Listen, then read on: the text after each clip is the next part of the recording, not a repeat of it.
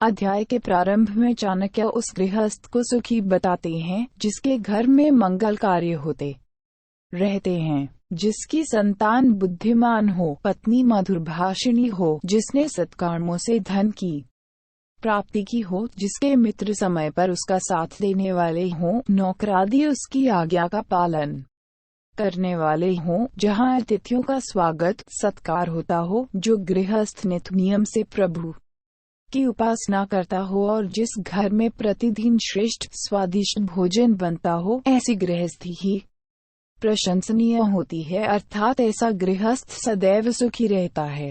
दान का महत्व बताते हुए चाणक्य ने अनेक स्थानों पर कहा है कि दान देने से धन की कमी नहीं होती।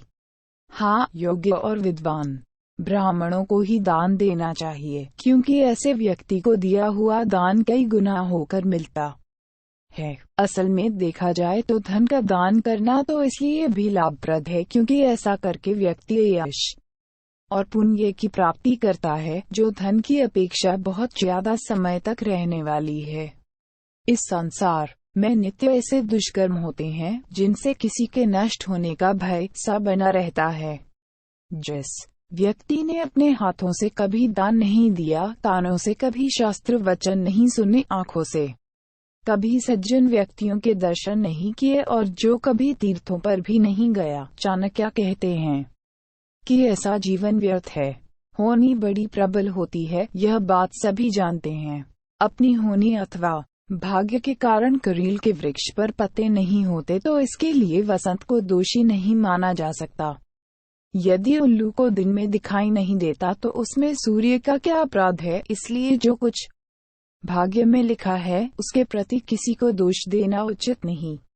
एक बहुत ही उपयुक्त उदाहरण देकर आचार्य चाणक्य ने कहा है कि दुष्ट व्यक्ति के पास रहने से भी सज्जन व्यक्ति अपनी सज्जनता का त्याग नहीं करता, जबकि सज्जन की संगति में आकर दुष्ट सज्जन बन सकता है। सज्जनों के संबंध में आचार्य का कहना है कि उनके दर्शन मात्र से पुण्य फल की प्राप्ति होती है, परंतु जहाँ कोई सज्जन पुरुष नहीं होता, वहाँ का जीवन भी विष के उस कीड़े के समान होता है जो विष में ही उत्पन्न होता है और विष में ही मरता है।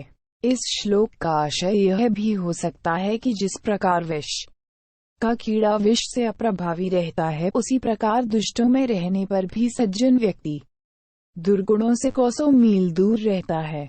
चाणक्य ने आदर्श घर उसे माना है जहाँ ब्राह्मणों का सम्मान होता है, उनकी सेवा होती है, जहाँ वेद मंत्रों और शास्त्रों की ध्वनि गूंजती रहती है और अग्निहोत्र से वातावरण सुगंधित रहता है। जहाँ यह सब नहीं होता, ऐसा धर्म कर्म रहित घर शमशान के समान होता है। ऐसे घर में नकारात्मक ऊर्जा का निवास हो जाता है। चाणक्य कहते हैं कि मनुष्य को चाहिए अन्य बातों की ओर से ध्यान हटाकर अपना मन धर्म के कार्यों में लगाए।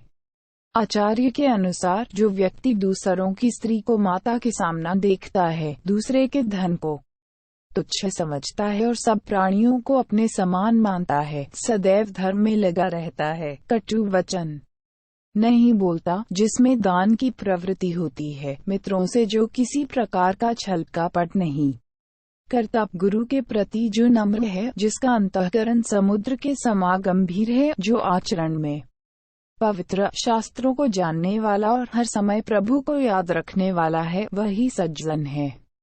भगवान राम के संबंध में चाणक्य कहते हैं कि वे कल्प वृक्ष से भी श्रेष्ठ हैं, सुमेरु पर्वत से भी अधिक धनी है, उनका तेज सूर्य से भी अधिक है, वे कामधेनु से भी अधिक मनोकामनाएं पूरी करने वाले हैं, इसलिए उनकी उपासना करनी चाहिए। इन श्लोकों से लगता है कि आचार्य चाणक्य भगवान श्री राम के मर्यादापूर्ण जीवन तथा नीतियों से प्रभावित थे।